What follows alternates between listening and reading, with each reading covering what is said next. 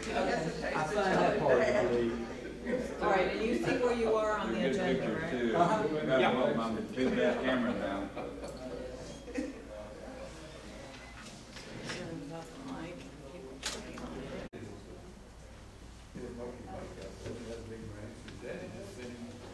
Here he is, Mr. Humphrey. You know John Hall? He was there at the Canale. Daddy took you down there to The Lord is there. See you, sir. How are you?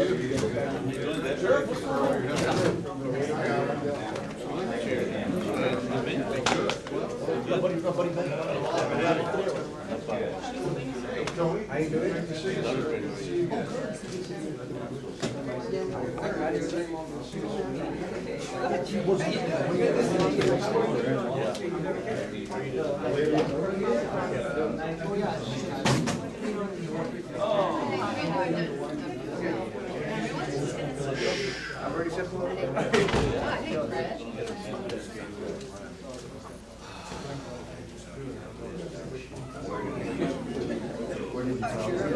Good to see you. He changed him lucky if he can catch more. And the other day, what's that? The other day, they just give us 50 of them.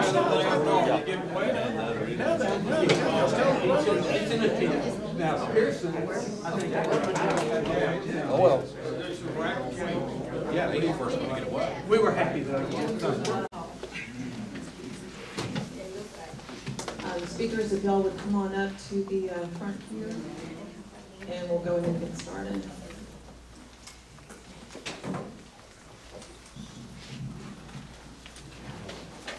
Senator, all of us assembled here today appreciate you coming to Val Furious to acknowledge the reality of what's occurring on our major highways, back roads, towns, and private property. You'll hear from the Brooks County Judge and Brooks County Law Enforcement, the county district attorneys, state law enforcement, and landowners of the onslaught of human and drug trafficking throughout our area. Transnational criminal organizations have become emboldened and are operating with impunity in the lower Rio Grande Valley, throughout Texas, and in all major cities in the U.S.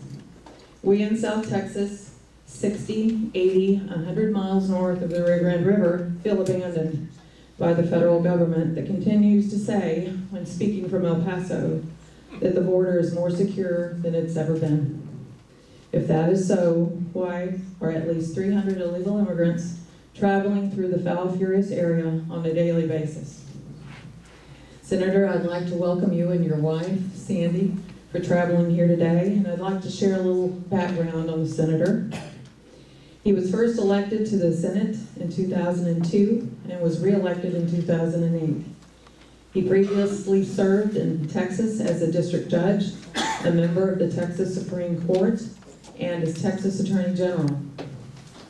The senator currently sits on the Senate Finance and Judiciary Committees. He serves as the top Republican on the Judiciary Committee's Immigration, Refugees, and Border Security Subcommittee. Senator Cornyn has been married to Sandy for 33 years, and they have 2 beautiful daughters. And would everybody join me in welcoming the U.S. Senator, John Cornyn.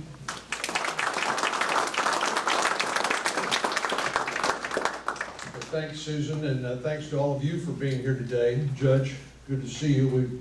We're just over at the cemetery witnessing some of the grave sites of some of the people who died coming across and around this checkpoint in Val Furious, and I know that's just part of the story, but it's a sobering one. The reason I'm here is because on May the 9th, which is just later on this coming week, we will begin in the Senate Judiciary Committee to mark up an immigration bill.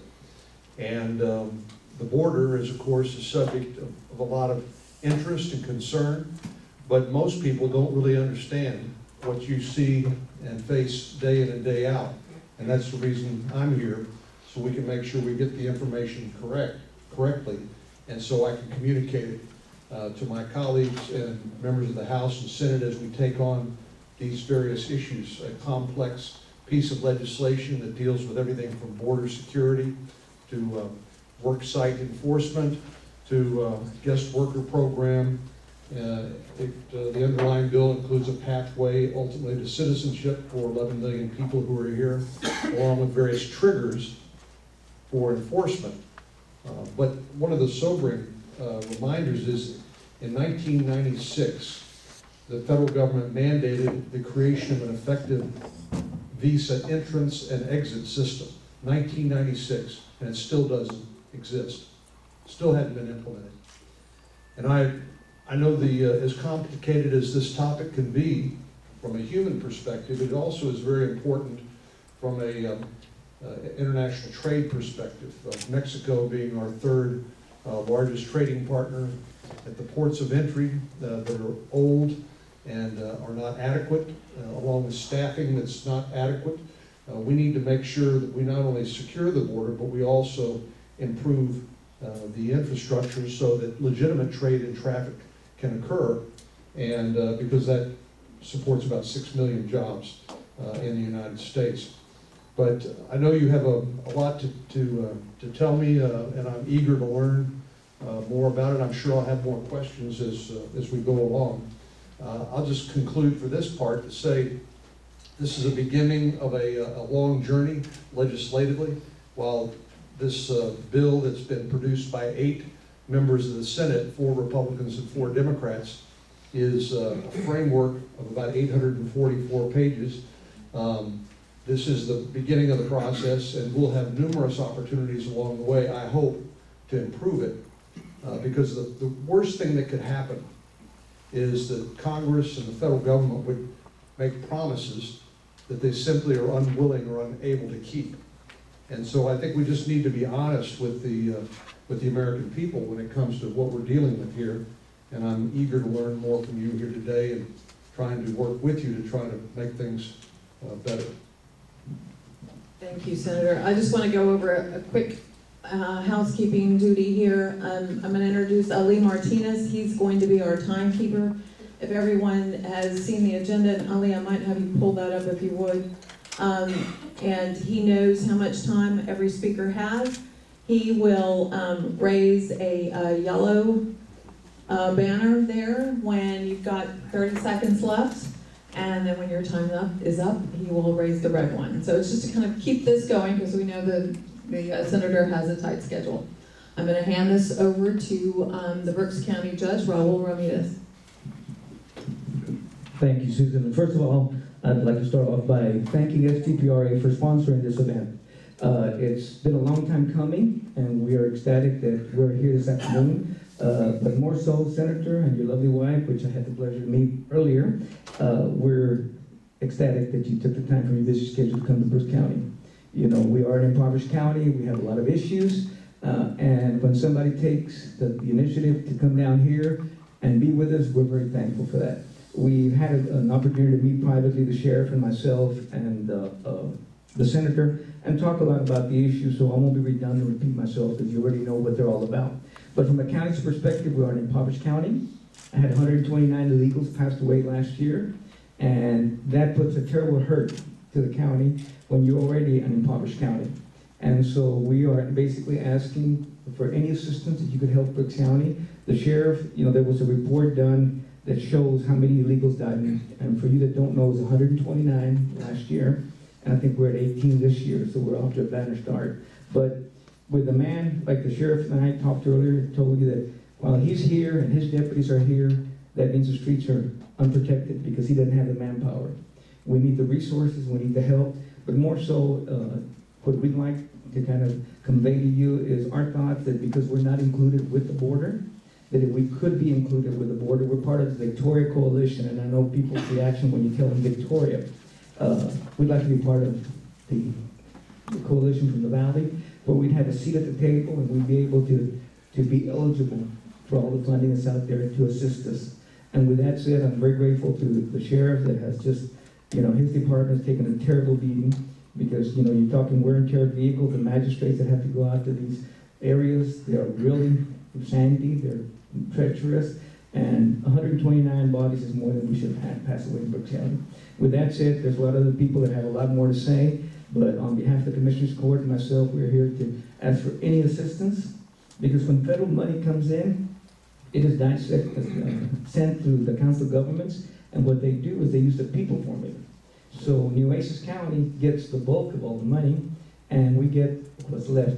So we just like to see a formula that's more equitable and more fair to us, and we are here to ask you for your assistance, and thank you for everything you do for us, Senator. Thank you so much. Thank you, Judge. I'd now like to call on Brooks County Investigator Danny Davila.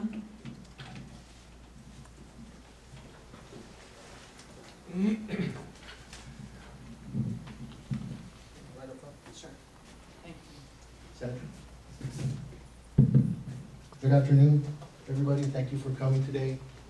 As you all know, Brooks County has suffered, as the judge says, 129 bodies we've had past year. This year, actually, we're at 19 this year. And I'm actually here to talk about, briefly, besides that, the worst thing imaginable for undocumented alien, a female, is we're having a lot of problems with sexual assaults in the brush. We've had, from 2010, 2, then 3, and then 4, and we've already had our first one this year, which was last Friday. Now, I've handled a lot of these cases. A lot of the officers have handled these cases. Danny Alvo, who you'll hear from here soon, King Ran Security, he called me up on a 13-year-old female, 14-year-old female who was sexually assaulted in the brush. Most of us here have children. Most of us know that that's something that we would never want to see our children go through. These are children that are traveling to Brooks County without a parent, without a relative. They're on their own to get through at the mercy of these coyotes and these smugglers to get them to where they got to go. But in the process, there's a chance that they could get assaulted. And we've had these cases. Now, I brought you a PowerPoint presentation. I'll let you look at your time, on your own time, to let you know. But some of these cases are really hard. They're really hard. And just to let you know, some of those photographs are graphic, so you may want to let people know when they take a look at them, they are very graphic. But it's hard when you have to go talk to a 14-year-old girl that's been sexually assaulted, and she doesn't want to talk to you because of what's happened to her. She's been on a journey for 4 to 5, maybe 6 weeks to get to Brooks County to get assaulted. And I just don't think that that's fair to her, that's fair to her family. What I feel that the federal government needs to do, they need to step up. They need to give us more funds. They need to know that the manpower here will not be wasted.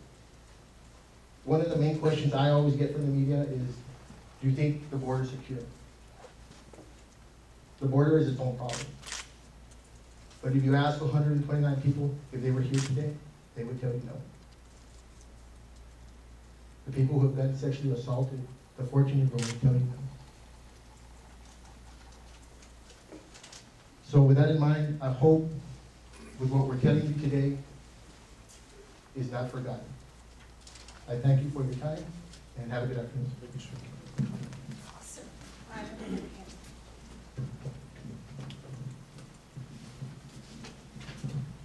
My name is Diana De Leon and I'm the communication supervisor. I just wanted to share just 2 little pieces of information. Last year we made a total of 659 rescues of aliens in distress in the brush. We're the ones that possibly hear the very last words that they have to say. Sometimes they don't get rescued, sometimes we can't locate them. But to date this year, we're already up to 244 at the beginning of this month. And when you hear their voices or you hear their joy or they cry or they call you and tell you thank you very much for finding us, that is indescribable and it stays with you forever. So any consideration to our problem, which seems to be increasing instead of diminishing, would be greatly appreciated. Thank you so much. Thank you. We get the mic to Carlos Garcia and John Hubert. John is the District Attorney of Clayburgh Kennedy Counties, and Carlos is the District Attorney for Brooks and Jim Miles. Part of the issues we have here are not only dealing with the human factor of the rapes, the murders, things like that, because quite honestly, we're going to prosecute those no matter what. John, excuse me, would you get that mic up closer to your mouth? There you go. Sorry, not used to a microphone. Quite honestly, the rapes, the murders, we're going to prosecute those no matter what. It's going to cost us a lot of money and everything, but we're going to go after those guys. They're just evil. One of the problems we're dealing with is the prosecution of the drug cases. There's an overwhelming amount of drug cases coming through the border areas. And when we ask for funding in this, let's keep in mind that we are the gateway. As the judge said, we are basically not the richest counties in the state of Texas or in the nation. We can't buy all the drugs that come through. So the drug issues that are coming through are for the rest of Texas and for the rest of the United States.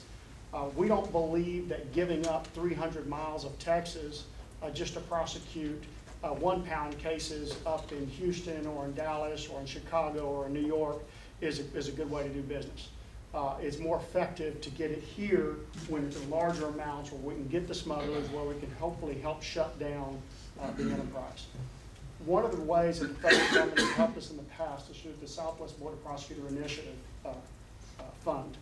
Then what this does is this helps to reimburse our prosecution of these cases that begin as federal cases. These aren't cases that DPS stops on the road or that the game warden is fined with boats out in the intercoastal waterway. These are cases that are begun by the federal government. They have a threshold. If it's below 100 kilos, they won't accept it. It's just a cost-effective thing to them. They don't have the resources to prosecute it either. So That's 220 pounds. 220 pounds. Okay.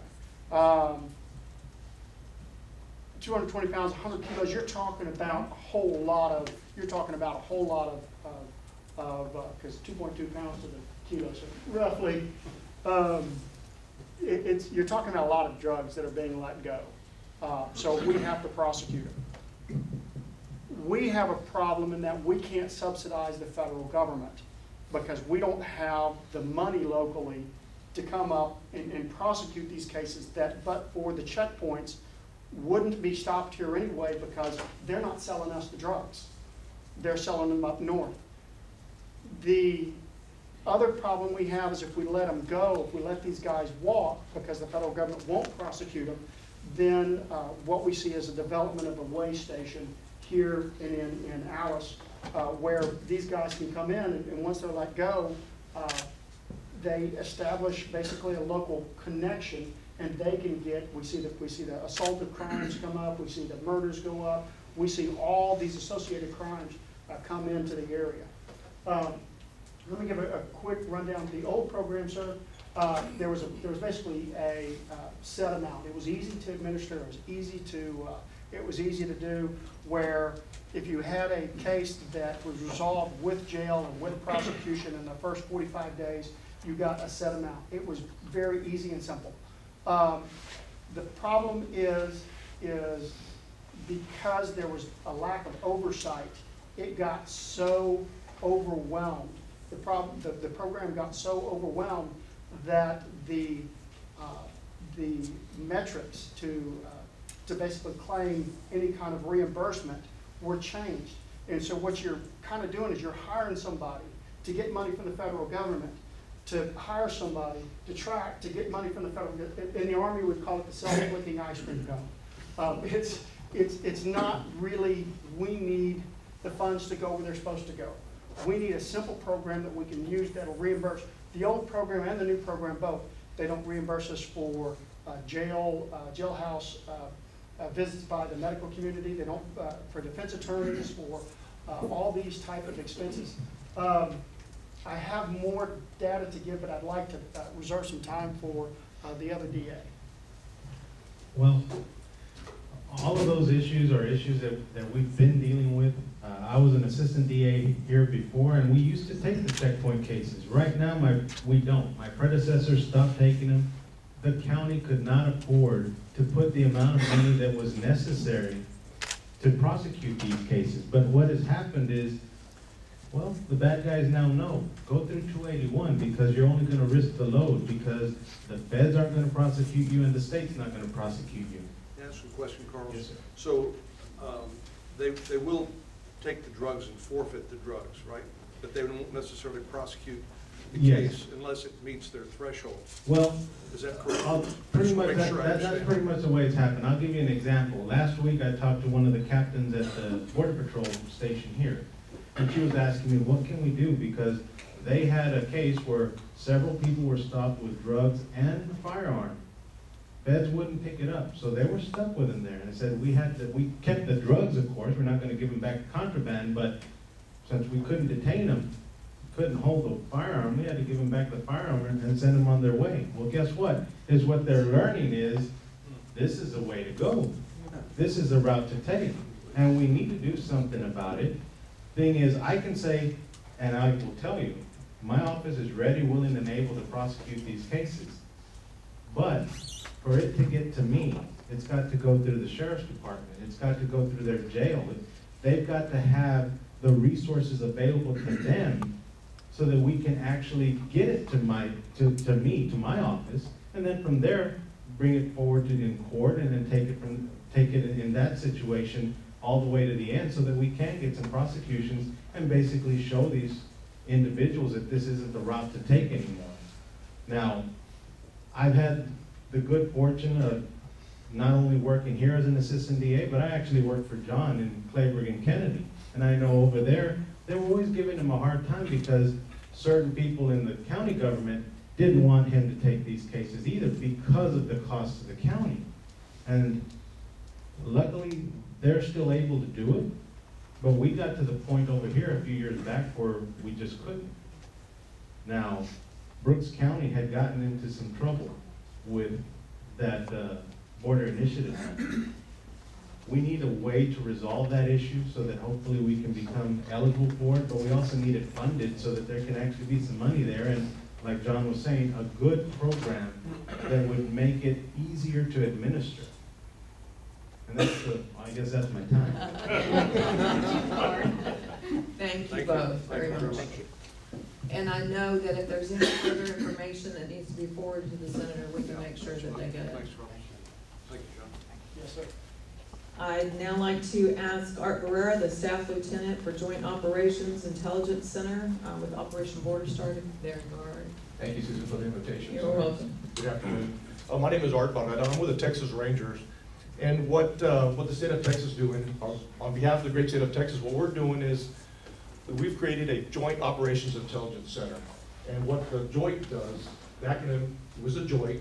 Well, let me digress a little bit. We have 6 JOITs, Joint Operations Intelligence Center in the state of Texas. They're all positioned along the border. And what we do is we fund overtime monies for local law enforcement to enhance border security, extra patrols, along with our brothers and sisters in Border Patrol and Customs and whatnot. The JOIT where I supervise, I'm co-located with U.S. Border Patrol. So we share information, we share intelligence between the federal government and the state government. We have an open door policy, and when an event happens, whether it's in Mexico or the United States on the border, we're quick to react with state assets, whether it be military, state guard, National Guard, helicopter assets, and so forth. So I think the state of Texas has come through and helped the federal government on some of the gaps that we have in between. And what we also do is fund overtime monies for local law enforcement to contribute to the fight along the border. In return, what we expect from the intelligence community and from the Unified Command, which makes up all the local, state law enforcement, is in return, we need to get stats back from them. We need to see what's going on. We need to see where the drugs are coming across, what locations are coming across, where the spiking events are coming across, or are occurring in the state of Texas. Within the JOIT, we compile all the statistics, share it with our brothers and sisters in the federal government, and we share it to our brother organization in Austin at DPS headquarters called the BSOC. Within the BSOC, we put together a BOSA report, Border Operations Sector Assessment Report. And Senator, I brought you a copy of the statistics of 1 week of the BOSA report. And the marijuana in our sector, the RGD sector, from Willacy County, Cameron County, Hidalgo County, Starr County, is 42,000 pounds a week. Is 1 week, yes, sir. Senator, our stats start from Wednesday to Wednesday. If you could look over to the top right corner, the illegal alien apprehension has gone to over 4,000 apprehensions. And last year, the apprehensions was more like 1,500 to 1,700 apprehensions. It's up to 4,000. So it's quite a significance. As you can also see, and I won't share it with the media here today, but those are the aliens that come across from the special interest countries. And so that information is for your eyes only. Also in return, like I said, we provide overtime monies for law enforcement, and in return, we compile these stats. And the stats we want is gang stats, marijuana seizures, where these troopers are seizing contraband. We want to know where they're putting them at, so that we can in turn share this information with local law enforcement, especially in these containers, contraband in vehicles, and stuff like that. I think we've got a good program, and it's very successful. Some of the goals that the JOIC has with the state of Texas is that we just want to reduce the crime within the border and deter terrorism as it makes its way from Mexico into the United States. And lastly, most of the landowners and ranch owners here know me personally because I meet with them on a weekly basis to distribute cameras. Through the BSOC in Austin and through the Texas Rangers, we have a program, Operation Drawbridge, and we provide the landowners with cameras. And these cameras are SIM card activated. They allow us to monitor the events when somebody's coming across the border or someone's traversing land or property, as in Mr. McAllen. We want to be able to capture that image through our office in Austin. We notify Border Patrol. They get a brush recovery team and apprehend these subjects. So I think the state of Texas is filling in some of these gaps where the federal government should be handling it, but we're quick to assist. And I'll leave my time's up. Thank you all very much. Thank you, Art. Let's go ahead and pass off the mic to Stormy King and Royce Elsie. They're the Brooks and Jim Wells County Game Wardens. First of all, thank y'all for thinking enough to have us here. To begin with, just kind of expand on some of the stuff Art was talking about, the JOIC and the funding that they provide through DPS and through the Rangers is, we all participate in that to a large extent. Anybody who's in Brooks County that knows Royce knows that there's a lot more to being a game warden now than, writing hunting license tickets. Royce, we thought about starting a narcotics division just for him for a while. I was glad to see when I walked in, Mr. Hoffman, one of my Jim Wells County landowners. I can think offhand, I think of 3 different occasions where you've had bailouts into your property, and it's just a big problem. The danger to all law enforcement is on the rise with any of this stuff, but you'll hear plenty about that. I look at it, I have more of a kind of a personal perspective on it with these people, that these ranchers and people that work on the land out here that are, honestly afraid to leave their wife and kids at home alone at night. And, go around their own property armed all the time, wearing a pistol. And these aren't kooks. I mean, these are people that it's happened to them, And the frustration level there when they see that kind of stuff and they feel they need to be armed on their own property, and yet the only thing you see on the news or from the majority of people in Washington is telling them they can only need 10 bullets, and they're approached by 15 to 20 people in the brush, and it happens. And I mean, it's a legitimate concern. It's a safety issue, and American citizens shouldn't have to have that kind of fear. I'm talking 60, 75 miles farther north than here. How are y'all doing? I'm Royce Elsie. I'm a game warden here in Brooks County. I've been here for 4 years. I can repeat everything these guys are going to say, and these landowners are going to tell you the most important part. They're all going to tell you that they've had to start carrying their weapons at all times, and I don't blame a single one of them. I actually recommend it. The thing it's done for us that I can mention is it's made our everyday so much more dangerous. All these guys, King Ranch guys, the county guys, we're all working alone because they don't have the funds to send more guys to the county. They're only working 1 guy per shift all night when there may be 3 or 4 up to 6 bailouts in one night. That's also 6 fences that have been run through in a night. The other part is us working alone. The chances of us running into somebody in the brush where we used to be looking for 1 or 2 people, it's now a good chance it's gonna be maybe 15 to 30 people. So, no telling if they're carrying narcotics and other objects like that. Guns, last week, I think we had some guns stolen. Several people have been trying to be, had their vehicles taken from them. So, it's really, the danger level of us working out in the brush has tripled, if not more. So, thank you for your time. Thank you both. Daniel Alba, King Ranch Security. Good afternoon, everybody. Thank you for coming, and Senator, thank you for taking time out of your weekend. I know it's a Sunday, and it's probably throwing everybody off, just throwing me off. But anyway, one of the reasons I'm here, and I'm glad I was invited, is my name's Danny Alba. I work for King Ranch. I'm a full-time security officer for King Ranch. The entire ranch consumes 825,000 acres. I control 110,000 of it. It's in Brooks County, and it's right up 281, and the checkpoint is on the fence line. Well, given that location, anything that wants to go around the checkpoint is going to come through me. I am a peace officer, and I'm an EMT, and I'm also a private security officer. I'm a reserve deputy for Brooks County. But given my full-time position as King Ranch Security, I don't hardly have any time to do King Ranch Security. I'm doing illegal alien rescues, deceased persons, narcotics, anything that you can think of to do with border security. 65 miles north of the border is what I do 98% of the day. I hardly have any time to do anything other than that. It's just constant phone calls, The ranch right now, total, we just, in the past 5 years, we just surpassed $100,000 in property and fence damage alone. You're aware of what a bailout is? I mean, bailout, we get those on a daily basis, 3, 4, 5, 6 a day. Lately, right now, I believe, to this day, we're almost up to 40 already, which is already worse than in the past 5 years.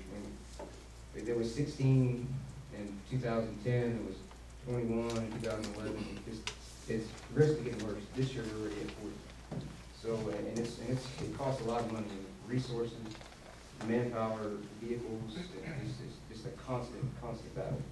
And I know a lot of this stuff and a lot of the border security issues are, because of our lack of funding, especially in this county, and I know that we're not considered a border county here in Brooks. And that's one of the issues, and I've worked with the sheriff, and I do a lot of the rescues. And a lot of the numbers of the rescues have been provided by me, and I work with the investigator from Brooks County. I've got thousands of photos. Senator, I tell you, you have to have a really tough stomach to see the things that I have seen. Myself, the Brooks County deputies, the sheriff, the things that we have seen in the brush I can't explain. I can't begin to explain. I mean, I have photos. I have a flash drive with me. I have photos. If you'd like to see them after, I'll be willing to show them to you. But other than that, I mean, I consider and talk about the same thing that everybody's going to tell you. Funding is one of the issues. We have six total deputies, 5 total deputies in Brooks County, and they don't get to do deputy stuff. Calls are pending, because they're either in a vehicle pursuit or they're out in the brush, way out in the middle of nowhere with no radio contact. We're funding on radio contact and repeaters and back and forth, and out having to find dead bodies or having to track people. Or there's been an incident with the weapon not too long ago. We had to take all our resources from there, Brooks County resources from there, and take and try to find one guy with a weapon. So, lack of funding is one of our main issues here. That's about all I got for now. Thanks, Dan. Thanks, Dan. Next, we'll hear from Keith Adkins, El Coyote Ranch Security.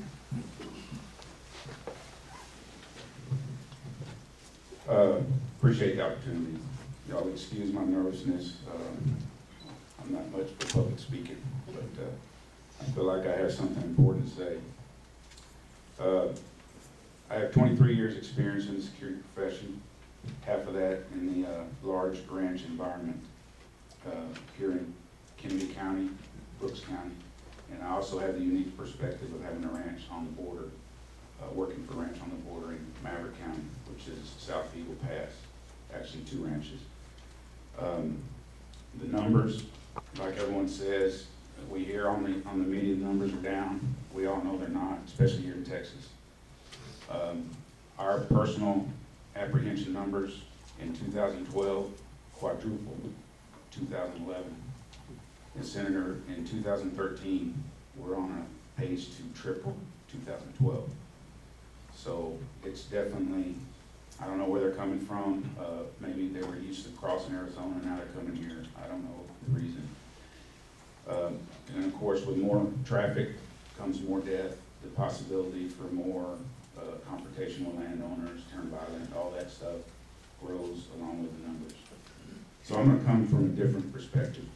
And it deals with the relationship of the Border Patrol with the landowner, and the landowner and people that work for the landowner, such as myself.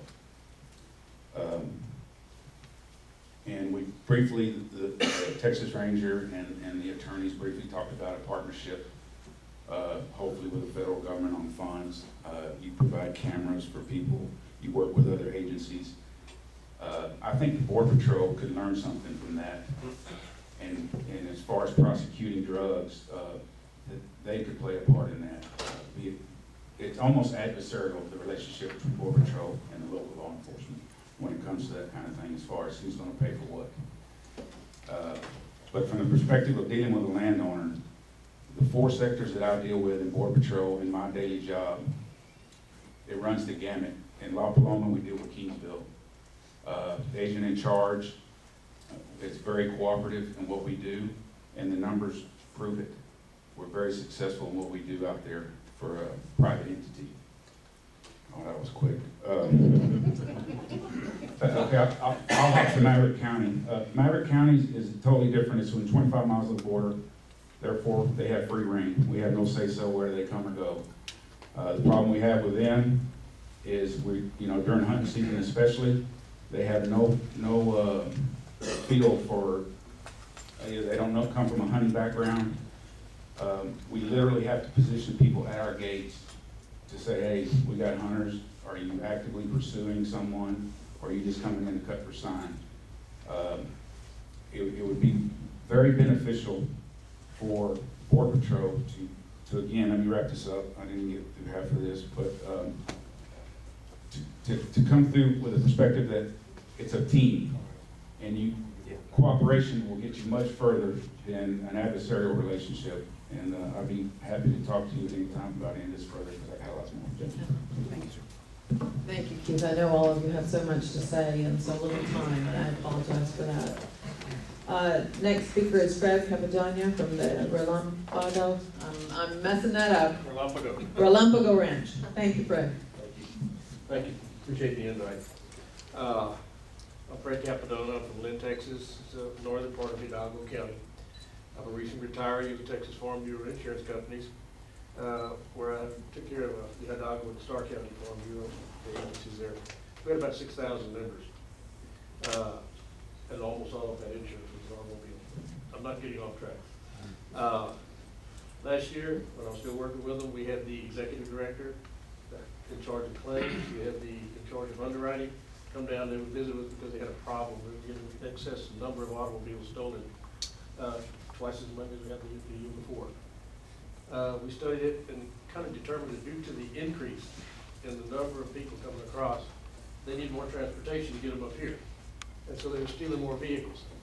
They were at first stealing small cars and stuff like that. Then they graduated up to 3/4-ton pickups, Expeditions, Suburbans, anything with 4 doors and 4-wheel drive.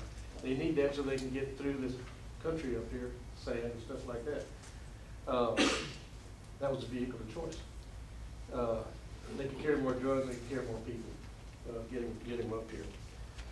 Pursued by DPS, game wardens, and Border Patrol, sheriff, and our constable were daily and increasing more and more. I live on a farm to market road, and we've got property on several other farm to market roads, and the fences are being knocked down all the time with these drive-throughs where the bailout like you guys are talking about. Arts people helped us out. They put cameras up on a trail that's about as wide as that table. Going through there, it stopped them. They pulled the cameras down, and I haven't seen any more activity. So that does work. Appreciate that. Our fence damage is excessive. They knock, depending on the size of the fence that they knock out and what they're hitting the corner post, stuff like that.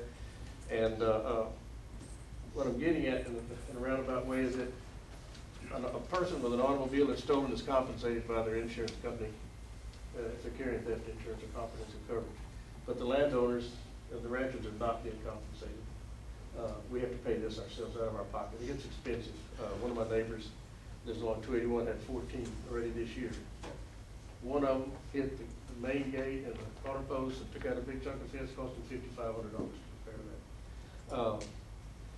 So what I'm getting around to is, there is any way that y'all can come up with a developed plan and a solution to this problem. And I have a solution. I don't know if it's viable. Is if you can attach some type of an endorsement to the policies like flood insurance or the rain insurance, an endorsement where the premiums are subsidized by the government, and allow the ranchers to make the choice to purchase this insurance. It might be something that could help us, because the damage to these fences is tremendous. And if it's if you got a large place and it's along the highway, it tears up a lot of your animals can get out on the highway, other people can get hurt. So, thanks, Fred. Thank you, Fred. Next, Linda and Dr. Mike Vickers from Vickers Ranch.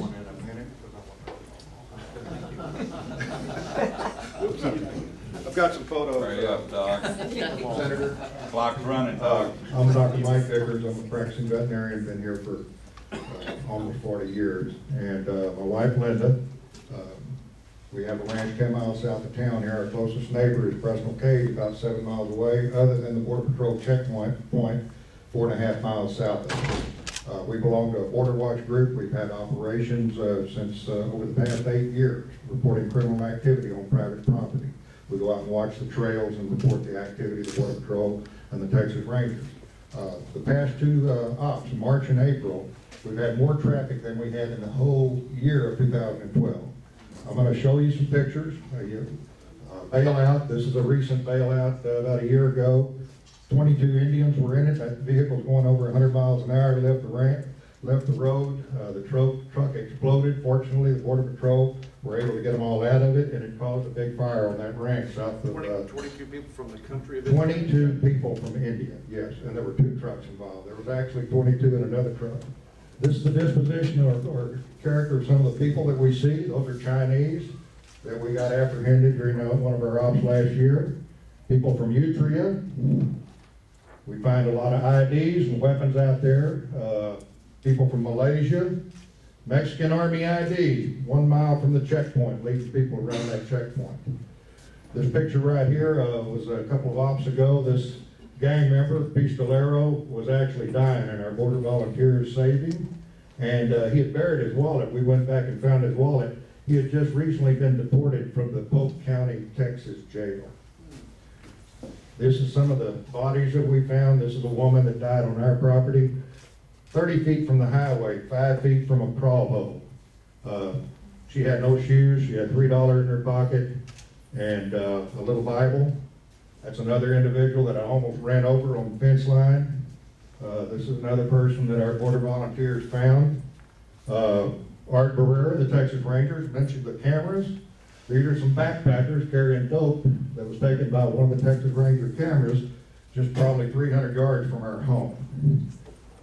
We find this. This is a recent discovery by our volunteers.